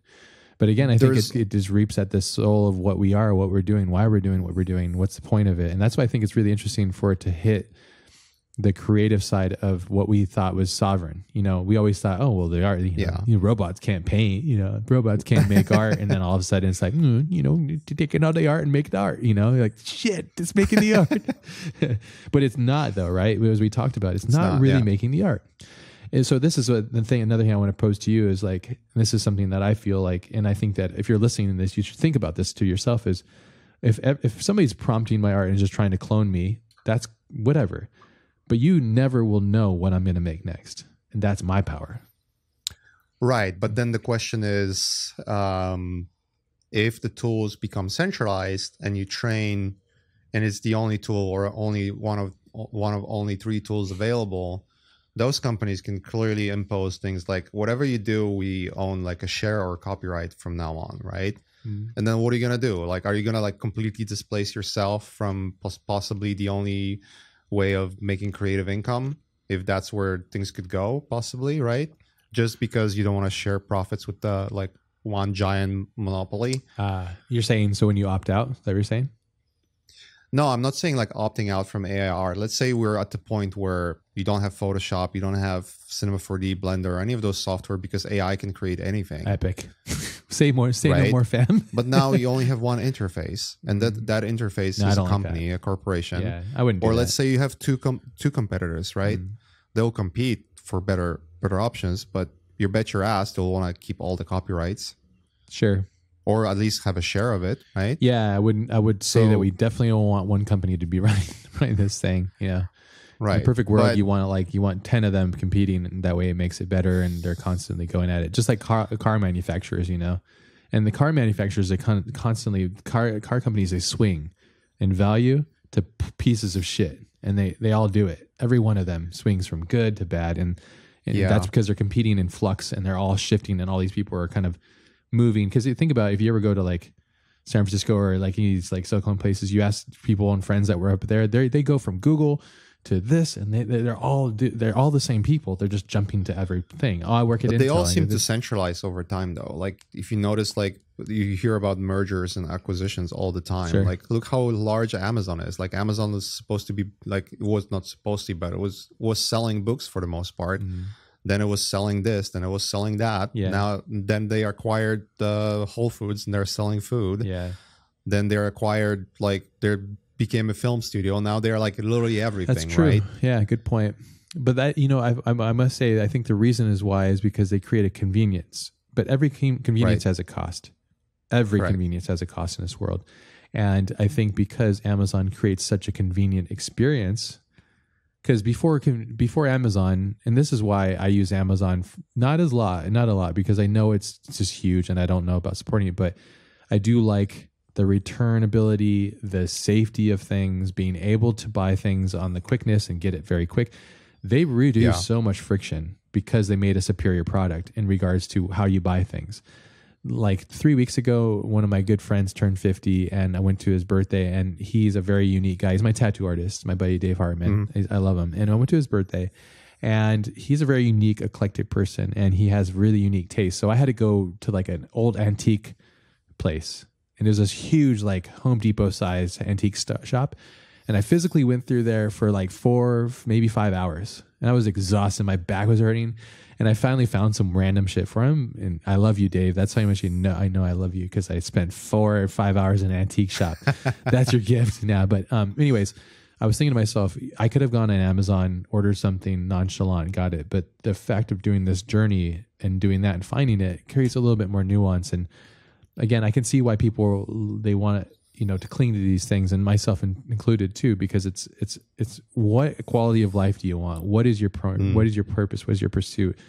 And what are you giving to yourself and then others, And I think, because at the end of the day, if all of this stuff strips away, you have to ask yourself that, and then you have to be okay with it, with the answer might not be very good, and then how to make a change to make yourself better, to create more value. We've talked about this at so many levels. It's like why we created Learn Square together. We're like, how can we give value to people that want to learn and be better? Well, let's create stuff together, and then we can grow from that. You and I grow, and the teachers grow, and then the student base grows, and then it becomes this ecosystem where people are actually developing themselves into something better. Yeah. That's basically the goal, but it's tough to do. It is. I'm optimistic though. And I, as damaging as I know it is, and I know that a lot of people are hurting and upset. And if if you're out there and you're hurting, and you're scared, like I feel for you. And if there was something I could do to help you to feel less afraid of it and scared, I would. And I have a solution. We all create OnlyFans. Oh, sell. Okay. Feed pictures, dude. That's brilliant. We all just start selling our bodies. We solve it. Well, OnlyFans is like a new, I can say, creative, like artist centric thing that they were trying to build. I think that was, whether it was a while ago or still happening, I don't know. Yeah, but porn always takes over everything. So I'm surprised ArtStation's not just like completely ruined by porn yet, but eventually. No, I'm just kidding. But if you're out there and you're feeling afraid or fearful of all this stuff, like you have every right to feel however you feel.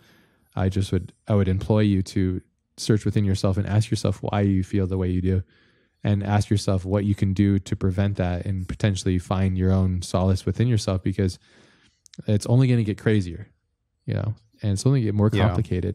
And, even guys like you and I would consider us to be somewhat veteran in this space. And even you and I are going like, oh shit, you better hold on to that fucking everyone ice pick. Let's just fucking hold on and keep climbing, because it's not stopping. It's like that meme I've sent you. It's like a guy who's running up the stairs, and like he just looks down on his feet and then looks up, and like this, it's still like even further away. But life is what you make it, and I know that I'm getting all cheesy and soap opera-y, but I really do believe it. And I think if you were to say to me, hey, tomorrow you have no job, nobody's going to hire you anymore, I would say, I'm still going to create art. I'm still going to have my office. I'm going to do it for pleasure no matter what. But then I'll go find something else to do. Unfortunately, it would break my heart. I'd be really upset. But like I said, and the same thing is like working in the entertainment industry as a commercial artist isn't very fun. It's not. It's not, yeah. I've had a couple moments, you and I have seen some really incredible moments, and they're few and far between, but it's not like what you think it would be. It is really shitty at times. And if you took that job away from me, I would be like, oh, it's all good. I'll go off and start like cooking again, or, offering value in different ways, building cars, even if that doesn't become a thing. It's like you would find the thing, eventually. It's true. We're like terrible at predicting, but humans in general are like really good at adapting. Mm-hmm. And sometimes well, they're good or not. Of like, you're the good or you're not. Yeah. Your genes either carry on or you don't. Yeah. We wanted to talk about blockchain for sure. Yes. Yeah. And NFTs. And where do you think this is like, where is blockchain sitting in this conversation, and where do you think it's going from this point on?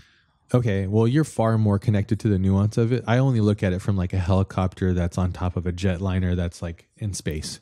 I just look at and I look at it from afar. I think that really the blockchain thing I thought was so interesting because it was a transparent form of currency. And I love the idea of that. I think that's fascinating. And I think it's really, I wish that would thrive more and less chaos was involved with it. But we're humans, we're deeply flawed in the currency thing and the money and all that stuff. Like it's I mean, how many millionaires have you met recently? I've met quite a few, and it's really weird because they have a whole different form of reality, and it's like, it almost doesn't make sense. But it's all good. But I think with the blockchain thing, I think what made me fascinated was like people were finally addressing the fact that art in the digital form has value. And I've always believed that. And it isn't just making something for somebody else to bastardize. It's actually it's a process of creation. And digital art and art like this, it's been around for a very long time. Like the 50s, I think you can date it back to it. So I think it's really fascinating. I think using the blockchain as a form of technology to document and capture wealth and grow on that wealth, I think is really fascinating. And being a digital artist that sells NFTs, I feel like a deep sovereignty to me. I feel like this is one of the first times in my life where I was able to go into this whole other ecosystem where I have collectors and I'm part of this other system that's outside of the entertainment system. And it's fascinating. It is not easy. It's almost as hard, if not harder, than the client work side of things.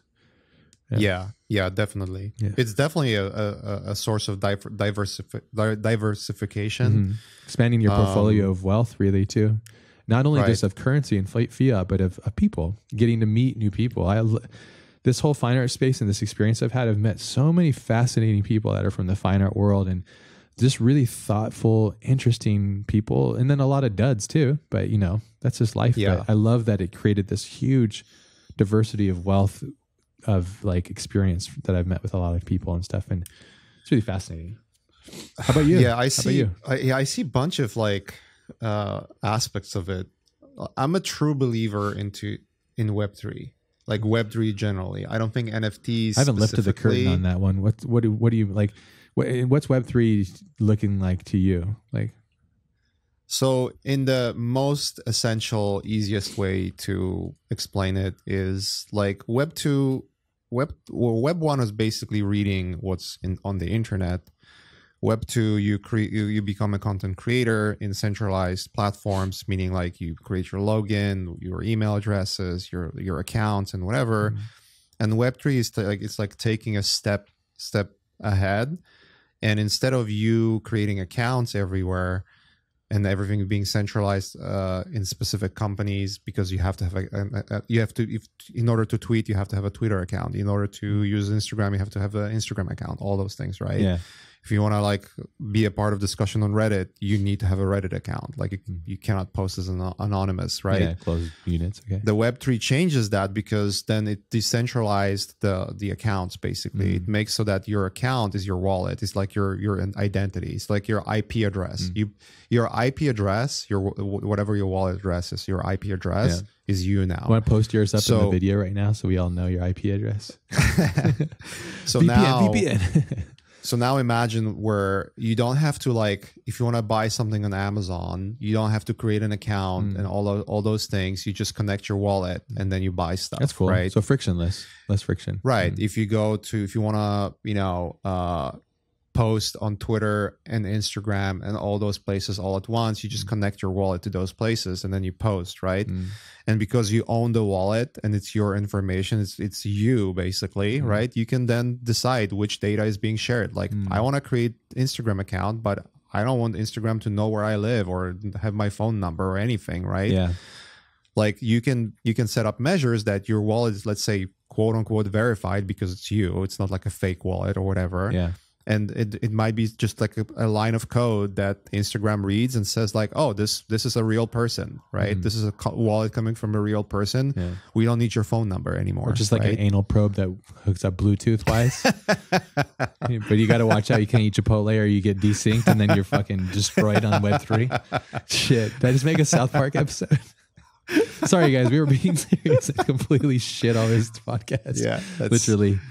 No, that's one thing I hate about this whole interface that we have with the internet is like it's constantly asking to verify who I am, and it's like, guys, it's annoying. It's I'm telling you, it's PewDiePie. So now imagine if you only have one central point for you to protect, then you can create vastly more sophisticated protections for your identity, for your information. Yeah, rather than it being scattered out amongst like 40 different accounts. Right. So imagine like you have to like provide paperwork to IRS or something, right? And they need your social security number. And like those are like thrown left and right, and there's like a lot of identity thefts and whatever. Yeah. So like imagine a world in which you have everything in your wallet and it's protected by the blockchain, like you cannot hack it or whatever, right? And use AI and Open GPT, and then there you go, baby. You know what? It's actually the funny part about it is like how it connects to White Rabbit, but I digress. Oh, a little shameless plug. Yeah, dude, yeah. White Rabbit, do it. But well, if there's an AI that's gonna hack, there's gonna be AI that's gonna block as well. You know. Yeah. If you have the fiat to pay for it, yeah.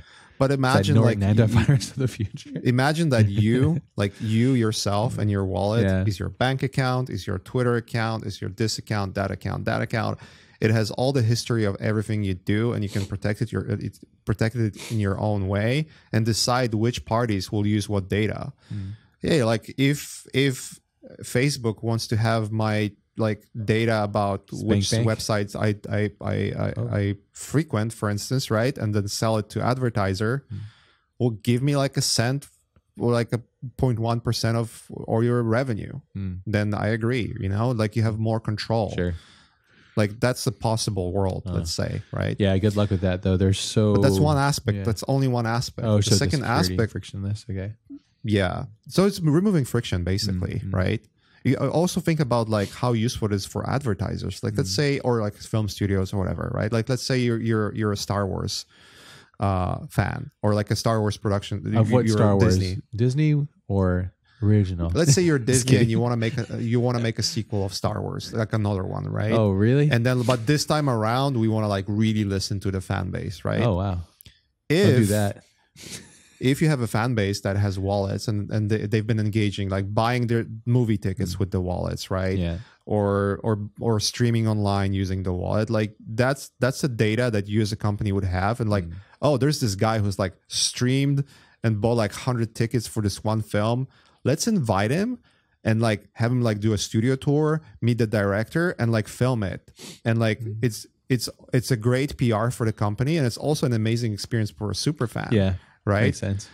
And because otherwise, like, how do you find what's true or what isn't? The right? current internet is way too noisy, it's way too messy, way too chaotic, filled with garbage, and it's just But it's also beautiful because it is like that, you know. Like the thing I hate about the internet is the thing I love about it. I love that it's free, but I also hate that it's free.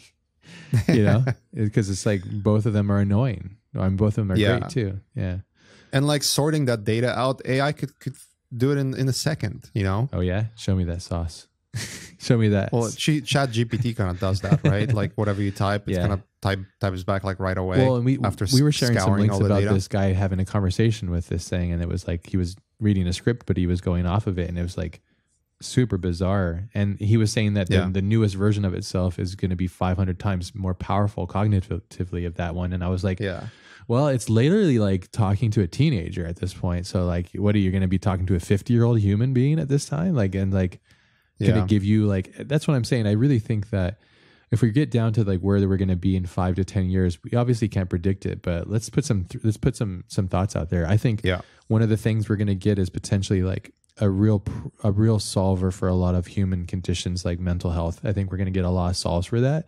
Hopefully, I think people are going to become more evolved. Hopefully, because AI, they're going to have, they're never going to be alone. We're going to have a partner that loves us no matter what and talks with us and cares for us. And I'm not trying to be like weird, like having like some sort of like bot life or something like that. I'm literally like, if you imagine you had all the technology around you was there to support your positive mind state and help you through adversity, imagine how much better we would all be. Like think about how less the crime would be potentially, because people are willing to like, you know, people are going to do what they're going to do and create friction. The reason why people make bad choices and mistakes in life is the same thing I said earlier. It's just evil people don't know they're evil because they're not self-aware. And people that lack empathy are the most evil people of all, because like you can't coexist amongst us if you don't have empathy.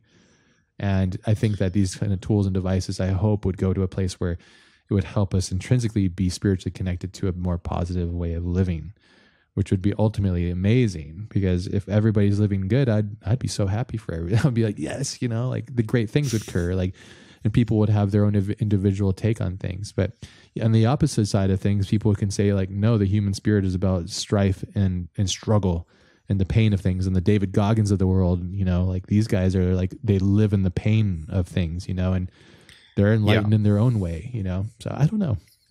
Yeah. What would you think? Yeah, it's such a mixture, because if you take that away from David Goggins, he's gonna suffer. Yeah. Like, but it's convenience. Like, but I don't want it convenient. I like to suffer. You know, I like to get like destroyed physically to do those. Well, he's a things masochist, though. Like he is. Yeah. I mean, like I have a lot. He's like I have a lot of respect for how. Yeah, he's like a. I think him and Joe. He said like, I want to be a rare man amongst rare men or something like that. Like I'm paraphrasing it wrong, but yeah, he's a unique guy that his whole MO is pain and the threshold of pain, which is like I've recently got into time trial cycling, and there's this really interesting thing that I put myself through. It's just me on a bike against time, and it's really pure. It's a pure experience that I have, and I got really into it, and I started asking myself, why am I doing this? This is weird. And I started to realize that I like to be in that pain bubble, because when you get out of it and you go, I did it. Again, I think it's what you're saying that Andrew Huberman or whatever, Andrew Huberman. Yeah, like he touches on, which is it's the psychological, mental, physical thing that's attributed to what really makes us move, which is releasing all these chemicals within us through adversity and struggle and challenges and stuff. And I'm not saying that AI is going to take all that friction away. I think what it's going to do is guide us through that journey and make us realize who we are and what we're doing and why we're doing what we're doing. So many times I've had these deep conversations with random strangers where I go, oh, like if I wish that I could just like talk with you and talk to you for hours and be your best friend, because I feel like we both give this really interesting experience. And I think that AI might be something like that. A friend to somebody that doesn't have a friend to somebody that would like to have a friend to somebody that already has a lot of friends, somebody that is like, it's a healthy thing for people to have.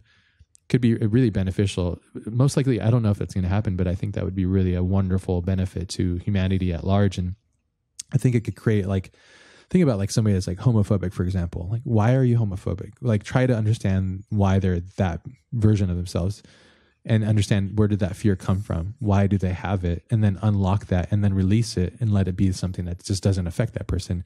Because a person that's homophobic could be very volatile towards people that are against what they believe in. And that's a really unfortunate position to be in. Yeah. You know, and it's like, it doesn't make sense, but people are like that. So, or go beyond, like if you think about political issues and how people argue and stay in their own camps, like it could be like really just like a mediator of like, well, you know, like it could figure out how to talk to you personally based on your conversations you had with it. To really steer you in the right path, like really make you not be so judgmental, let's say, or polarizing or whatever, right? Yeah. Like really open your mind. Because like right now, we can all agree everyone's just screaming at each other. Yeah. Like even look at the AIR, like everyone's arguing. There's no like real movement, right? That's not to be had. I think it's to be had on a podcast, honestly. I think it's had to be on a public, transparent form of communication. Yeah, I would not do it on Twitter or anything. It loses all nuance. And if you're screaming on Twitter, I'd highly advise you just go make a podcast, start talking about it, be articulated. You know, one of my favorite things to do recently is I like to talk to people in person that have completely different opposing views. In my neighborhood, I have a bunch of different people. I have people that are supporting one part of government and one other, and different ages, and they come from different things. And I love to talk to them about their differences of viewpoints. And we come to one another with respect and honesty, and we leave evolved because we both hear and see. Because like I have friends that are like full on gun dudes, like they're all about guns. They have tons of guns, and so I don't even own a gun, and we don't judge one another, and we have an open conversation. At the end of the conversation, I'm like, I want to shoot some stuff, you know. And then they're like, hey, maybe I have too much guns, you know. and I think that's the nuance, because almost every reaction, if you really get down to the human psyche, almost every one of our core things comes from some sort of trauma. You know, we're born in blood. The way we come from our mothers, like it's a gnarly experience, and a lot of it is praying in trauma until we learn to undo those patterns in our lives and how to unravel ourselves, basically mentally and physically. And I think when you start to do that, you start to realize like, oh, life is so much bigger than this, and there's a bigger look at the variety of things. You know, it's like like people are so polarized by like drug usage and stuff. Like I think certain drugs could be used in certain ways to be highly effective to the human mind and people to evolve past it. But until we get past this, you know, barrier of fear, you know, there's so many barriers, but I'm looking forward to AI actually helping us psychologically, socially, and mentally. I think that's going to be so wonderful. And I think it's going to be in the form of like how Her was. I think that was a really very smart cognitive film that was looking at the future in a definite possible reality where AI is actually not like, like, 'cause I think we've seen all the Terminators and which is great. It's popcorn film and it's easy for us to go onto the negative side of things. But even like Ex Machina, you know, it's like Ex Machina had that negative connotation, but it also had this beautiful regrowth of things, you know. And Ghost in the Shell, like think about it, you know, Ghost in the Shell, for example, is like a machine that goes beyond the human body, becomes this like omnipresent godlike being. Yeah. But it also is, it's searching for stimuli and, you know, wants to merge and form new versions of life outside of the human experience. It's fascinating. Yeah. That's true. Yeah. I want to go back just to touch on one more point to all of this, and then blockchain. Like I think one of the benefits of like the decentralization of accounts, because like people, like we talked about the copyright issues, for instance, right? Yeah. And okay, like what would be helpful for make that transition less painful for everybody, right? Imagine if your primary source of posting your art would be minting it on the blockchain. And by the way, one of the beautiful parts about how the blockchain is developing is that it's actually also decentralizing the storage. So now, let's say if you create an account on ArtStation and you post a bunch of art, let's say your hard drive fails and ArtStation closes your account, your art is gone. It's gone forever. Yeah. If you post it on blockchain, it's going to be there forever, basically. It's decentralized, unless computers stop existing and everyone stops using blockchain, let's say. That's also a possibility. Or AI comes in, just takes them all out. But generally speaking, it solves the issue of like storage in a way, right? Yeah. But the important part is the provenance. Like if the first place you post your art is blockchain, then it's traceable that you are the first person to post it. Like you're the first person to mint that on the blockchain. And nobody can deny it unless someone hacks your computer, takes your art, and then posted it over, right? That's one thing, but it can be proven on the technical level that you got hacked and whatever. Sure. But if it's on the blockchain, then you as an artist have some sort of like protection. Like, look, this is my art. This is like the, you know, in the smart contract, it says you cannot be used by AI art algorithms. And that's that. Let's say if there's a regulation that supports that, right? Yeah. Then you can sort of create your own niche. And let's say, hey, I want to use AI art. I want to like develop my own things. Let me make my own sets of images in the traditional way, or my own sets of like photos or whatever, and then use that data to create my own models and then become really creative with it, right? Or maybe I will create my model and then sell it and then let others use it, right? Then it's decentralizing all of that sort of, you know, who can use what, and it becomes more of like an open source experiment too, which is like, I think that's the way the things should go. If we want to at least have a shred of ethics in it. Sure. Well, think about any culture that's ever thrived. It usually was like in the dawn of the early times. It was like near a river, a moving source of life, basically. And I think anything that becomes dormant and dies and loses itself is when it pushes itself away from those kind of experiences. And I think that's what you're leaning towards, and I think is really fascinating when you think about empires are built and killed by atrophy, you know, and then also exclusion. And I think what you're saying, like open source, is wonderful.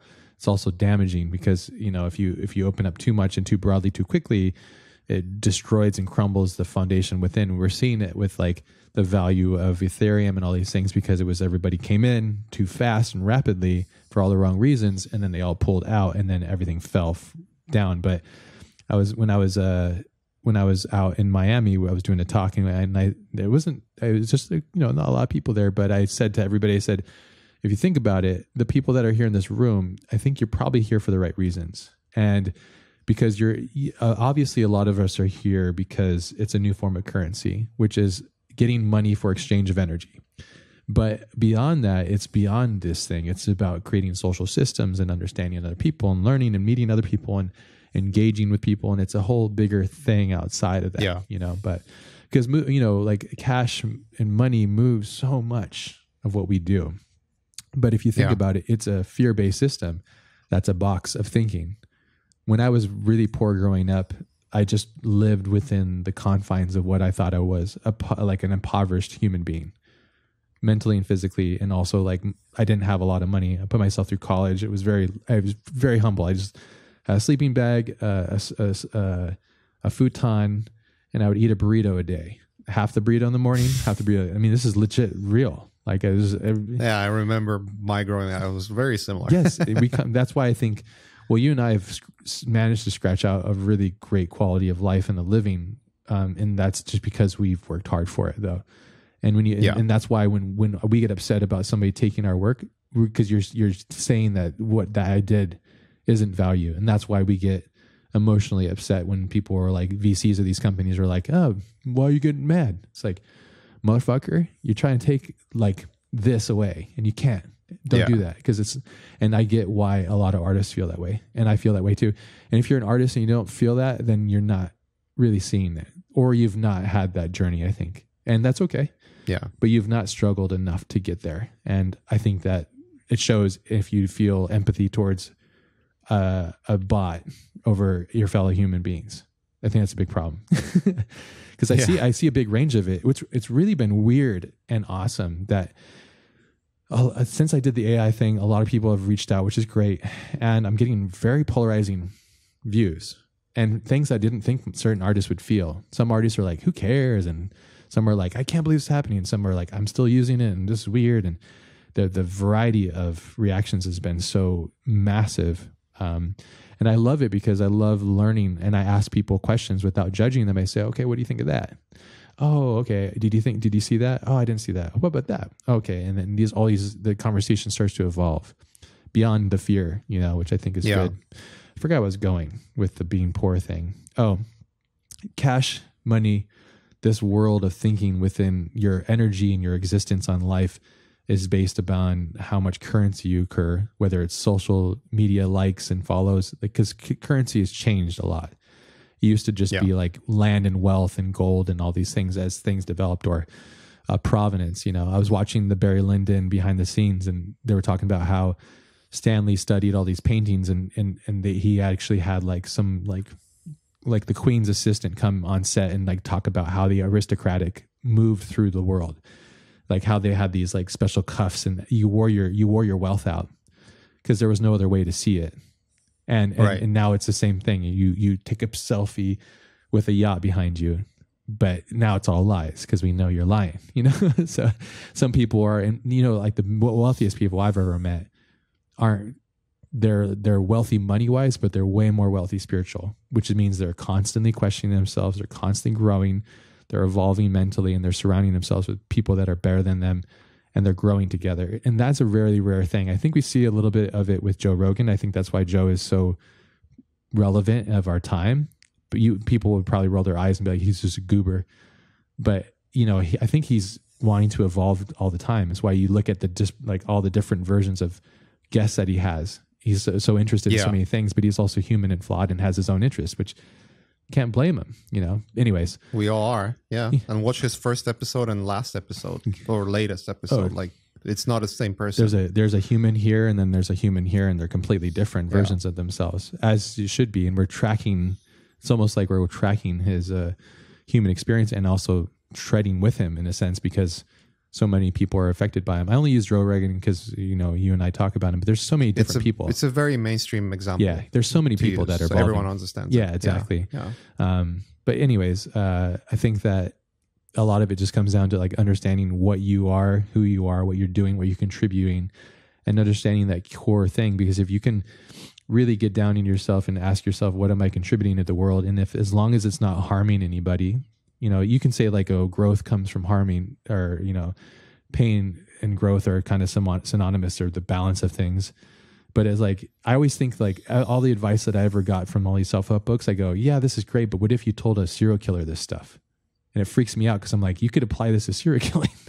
It's like, follow your bliss and like be the best version of yourself. And it's like, what if you're literally like, that's what you want in life? You want to just start killing people. Like that is really scary because there's a lot of psychopaths, and like what 5% of populations are sociopaths too. So I think it's 7 or something. I started getting really fascinated because I was writing like a script in a book, not a book, but like a story on that whole thing, that topic. And it was like, dude, it was so bizarre.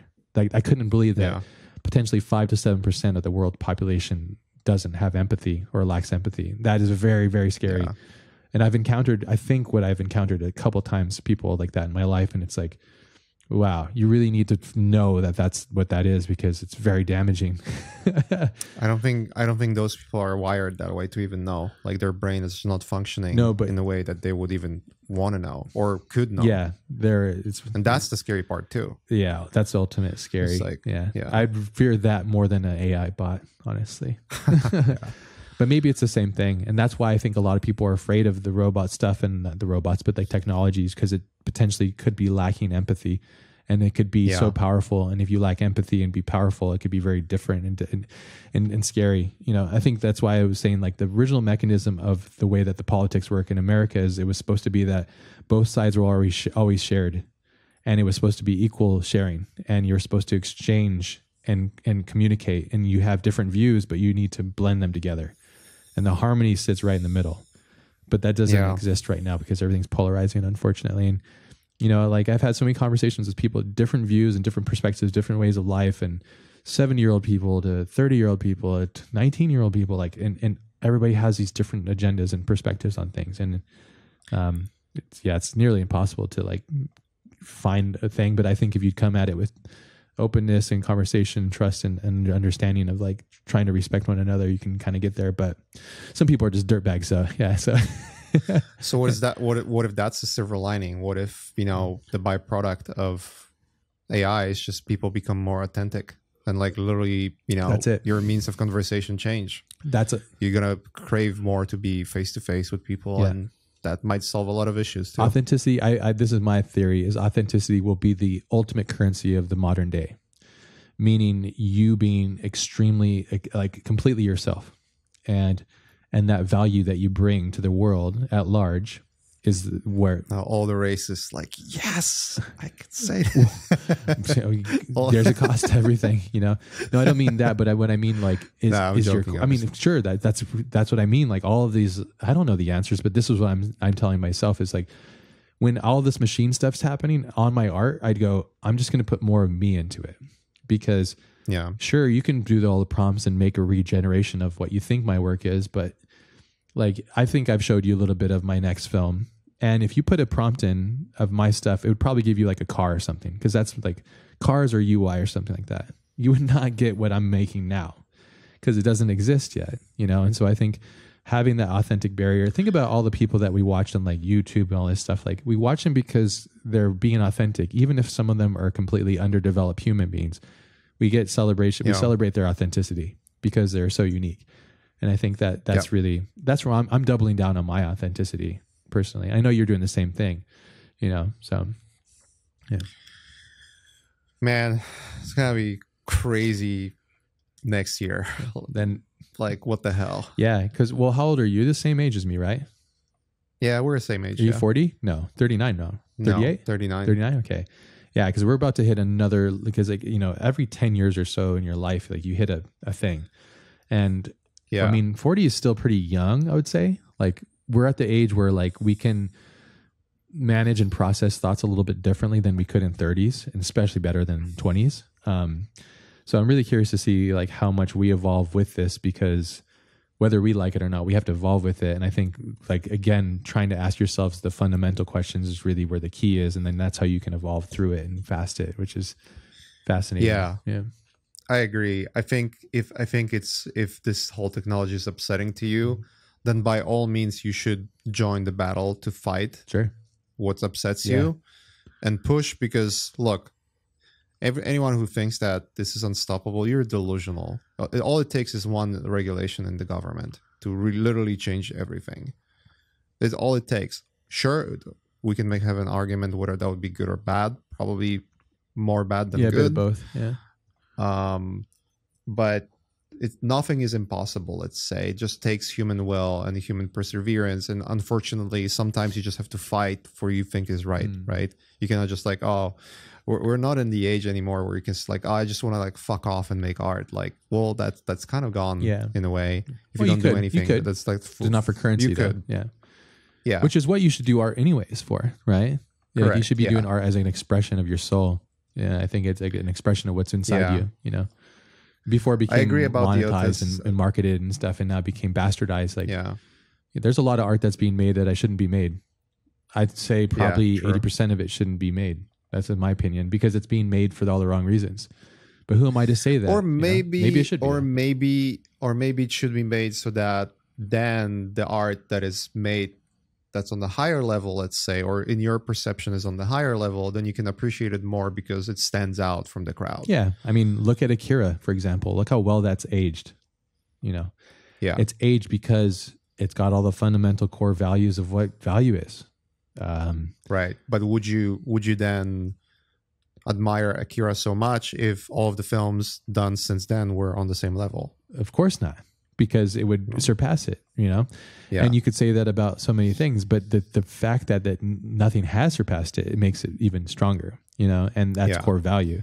And I think that's core value of authenticity. And also, like, you know, if you understood how that thing was made, you realize how much sacrifice was occurred to just bring that to life. So, but again, like I said, everything on this conversation is two-sided, you know, and everything like me saying, like, I think 80% of the art being made out there is not very good. That's my opinion, you know, like, and that's a really rude thing for me to say. But at the same time, and when I say not good, I think it's like, if you're using it to market or build, it's like I watch TV and then the commercial comes on, like, this doesn't need to exist. It literally doesn't. It is a very bad version of trying to get me to do something that I'm just never going to do. You know, like, and I actually make it a point when I see a commercial more than twice, I'll never buy that thing ever. Almost always. That's like I'm like, cause I'm going against it. Like, and I think that's just my own stupid struggle. But when art is made from purely, even if it's just garbage, when it's made from within to somebody and they do it as expression, 1,000%, I'm 100% in on that. I want people to do that thing because I love it when people find art, because what they're doing is they're finding themselves. And I think that's wonderful when they're really doing art for the right reasons, in my opinion. Again, there's no right reason, but when you're doing it for self-expression, exploration, you know, a lot of our energy comes from like reaching that child within from our past. You know, when we were sitting there and watching, you know, playing video games or watching these movies for the first time, that lightning bolt, we're just chasing that. And we're trying to pull that from within ourselves and then evolve that forwards, you know. At least that's how I look at it. But a lot of these ships have sailed for me personally as my career. I'm like, damn, you know, I wanted to be like Ridley Scott growing up, but it's like, man, the whole industry is like, you know, flipped over on it. It's going in a completely different route, which is fine. And I have to evolve with that if I want it, but I have to ask myself, do I really want that? You know, and it just comes down to like, or you could still be Ridley Scott. No, and that becomes your niche. That's his thing. I mean, if I wanted to, but at the same time, then I have to ask myself, like, why am I aping him? That's not fair to him and the world. I should just do my own thing and whatever that is, you know, which is really weird. I think I meant your own version of that. Sure. And I meant that too. I didn't mean to just be like, I'm going to make Alien and just like rip him off continually. And some people do that, but it's like, I don't, Stable diffusion Alien. Yeah. And that's coming, you know, it's like, but I think, I don't know, maybe I'm part of the old world, but I think like even when this all kind of settles out and becomes its thing, I'm still going to love human created stuff. I'm just going to love it. And I probably will see some AI stuff that I won't be able to discern, and I'll probably enjoy that too. But most likely, you know, I was sitting in bed. I'm working on a project right now, and I was laying in bed. It was like 4 a.m, fully exhausted, long day. And I'm sitting there, I'm on my phone, and I'm watching the edit with my headphones in of the thing I'm working on. And I watched it for 20 minutes on repeat. It's a 1-minute clip, and I watched it over and over and over and over. And I think I was asking myself, why am I watching this so many times? And I go, I'm watching it because making art that I make gives me pleasure. And I love to evolve it. I'm not, and maybe it makes me like self-absorbed with my work, but you should love what you make. If you don't love what you make, why are you making it? I'm finally at age 40. I'm finally making the art that like gives me fulfillment. I would say for 35 years of my life, the art that I made did not give me as much fulfillment as now. But now I feel like I'm getting closer to the mastery level where it's like coming in flow, and I'm getting to that point of like less friction. And I'm like, hell yeah, baby. Like we're getting to that moment where, and then AI comes in like shit. But no, and there's a unique flow state, but it came from, I don't know where I'm at with my 10,000 hour. I don't know if I've surpassed it or if I'm getting closer to it, or, you know, like we talked about with CGI, it's like, you might be 10,000 hours on like life drawing, but you're 1 hour in Blender, you know, and then everything is moving and shifting because your language, if you're understanding these things. But now when I'm using like 3D Code and ZBrush and modifying things and bringing them in there and rendering and lighting, and I've showed you some of the Orion project and stuff. It's like all these things are kind of evolving, and there's this flow state that happens. But yeah, I'm finally at the point in my life where I'm like, I'm really loving what I'm making, like, and it feels good. It's like finally able to make the dish. Yeah. Yeah. What's the like one thing you would say for like anyone who's listening? It's like, okay, what should I do then? Like, because obviously it's like a fucking one, like you're grabbing a table and throwing it in the air, and like what's gonna happen next, basically, right? Yeah. Like, but we all can have like a healthy perspective on this, and at least sort of like make this assumption that's probably going to be more helpful than being angry on Twitter. Let's say, right? I would say learn to understand why you're doing what you're doing. And I would say reserve your emotions and energy for something positive. And I would say, you know, really put time and ask yourself why you do what you do. Most of us are just simply doing something without thinking. And a lot of us are doing things on a whim of a very vapid, shallow thought. Oh, I want likes on Instagram. That's a common thing that a lot of people are doing. And I get it. You know, you and I were competing when we were like on Instagram. We're like, like we were doing it for fun to see how fast we could do it. Yeah, it was for fun though. But it was just, you know, part of being stupid. But at the same time, like Goobers. I'd say, yeah, if you're an artist or a person listening to this, I would really highly employ you to just take the time to like meditate on why you do what you do and understand, like, and your reason is going to be different from mine, different from Miche's, different from your mom, different from your dad, different from everybody. And that's fine. And that's beautiful. And find that. And then I would ask you to like find that and then lean into it. As long as you're not a serial killer or somebody horrible, I would definitely like lean into it. You know, if you get mad on Twitter, you're not contributing. I'm sorry. Like you can share some stuff and I think that's cool, but that's a device that's not used as I don't know. I mean, people could contrary, but I don't think that's a very good tool. I see it working, but I think it's almost like, it's something we're going to look back on regret, I think, because it's so volatile and it's so like, totally. It's like, I don't know. I think having conversations with people who have different views of yours, if you really are concerned, have conversations with people and, you know, take the time, I would say. But I think that's something that I'm really learning. And this is something that I've learned from a lot of like really smart people that I've learned from, you know, silent mentors of books that I've read where they, you know, people are talking about, you know, exposing themselves to new things and really evolving themselves. And we should all be doing that in a positive way. And ask yourself what you're giving to yourself and what you're giving to others and how you can give and be a part of the ecosystem, you know. And AI can't take that stuff away from you. The VCs of these companies can't take this stuff away from you. Nobody can. That's something that you carry with you to the grave, you know, and that's something that you should be proud of. You should be proud to be yourself. You should be comfortable in your own skin, and you should celebrate that no matter who you are, as long as you're doing something great and contributing. You know, I love you. Yeah. And you should be loved, and everybody should praise you for being an awesome person. I couldn't have said it better, honestly. Like I would probably say it in different words, but I think the end result will be the same. It's like looking into yourself and like really asking yourself like a more philosophical questions. I think on like a more grounded sort of, okay, what's next level would be, I feel like if you're dismissive about what's happening, I think you're gonna have a really rude awakening in a couple of months. Yeah.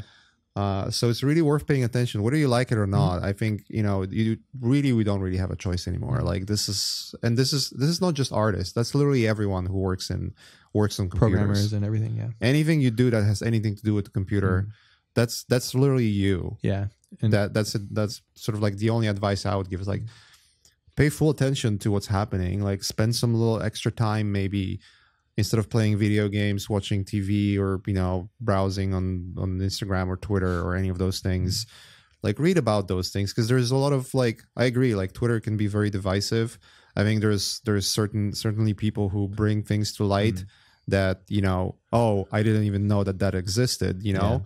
And then you read the comments like, oh yeah, it's fucking fuck this place, right? yeah. Well, that's Twitter is it's really gnarly. So, but just being, at least knowing what's happening, so you don't wake up when it's too late, and then you're like, and then you have the real shock to the system, because like at least now there's a time to kind of like get a grip about your own inner self, and sort of like, okay, if this is sort of where the things are going, and who knows where the things are going, it's I should look into myself and figure out what's the reasons I'm doing this for. And if those reasons are really dear to me, like let's say if artistry and being creative and being authentic is something that we really value, then maybe it's a chance, although it's going to be incredibly difficult, but it is a chance for you to not do commercial work anymore, but become like more of like a personality. Yeah. You know, that's still going to be hard work.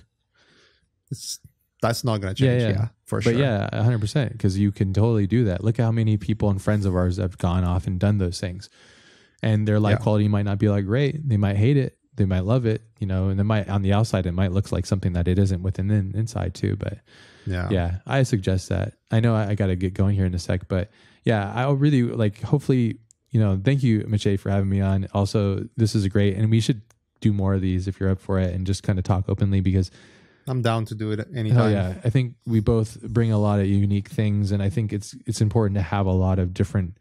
We should definitely bring somebody that's pro it, and then somebody that's anti it, and then just talk about that. That would be kind of interesting if you want to do like a thing where it's comes to thing, because I really think that we should have a more open conversation amongst everybody about all of these things, and understand, you know, why these things come from, because I could be completely missing the mark on a lot of things, and I don't really.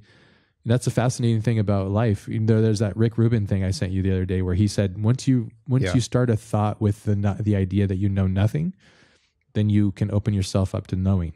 You know, and I think that all of these conversations, because it's happening so fast, and there's so many things to catch up, and there's no way you can catch up with it. It's happening so rapidly.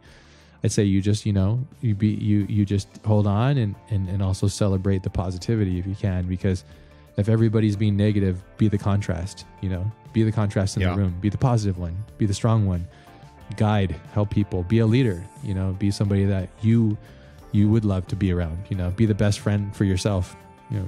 So. Don't despair, put in the effort. Yeah, absolutely. Yeah. And we have a wonderful community too. We have a wonderful community, wonderful people, so many talented, incredible people. Just a lot of brilliant, smart minds, incredible artists, and a lot of sad people as well, you know. So it's a big mix of a lot of people, but yeah, there's more good than bad. Totally absolutely agree. There's so much amazing art and talent and people in this, our little small niche of the world. So let's keep it positive, and let's keep it healthy, and let's support one another. If you guys are super anti this thing, let's figure out why it is, and let's figure out how we can help that, you know. And maybe that GoFundMe thing is something that's really going to be an effective, weapon against the potential evil. Or maybe it needs to grow and thrive, and we need to ask ourselves why we do what we're doing, and maybe what we're doing is not all that great, you know. Probably the truth is somewhere in between. It needs to be both or something. We don't know. Yeah. But we will know if we just have more conversations, really. Yeah, I think that might be one way, you know. Yeah, potentially. And be authentic. Yeah. Yeah. Awesome. So on that note, happy holidays, everybody. I think it was a really good, literally we could just probably talk for another like 10 hours on this. There's just so many topics to be untangled. So many. But that's just one. And we can definitely do more. Yeah. All right, guys. Happy New Year. Happy holidays. Hope everyone's healthy. That's the most important thing. And yeah, take care until the next time. Much love, everybody.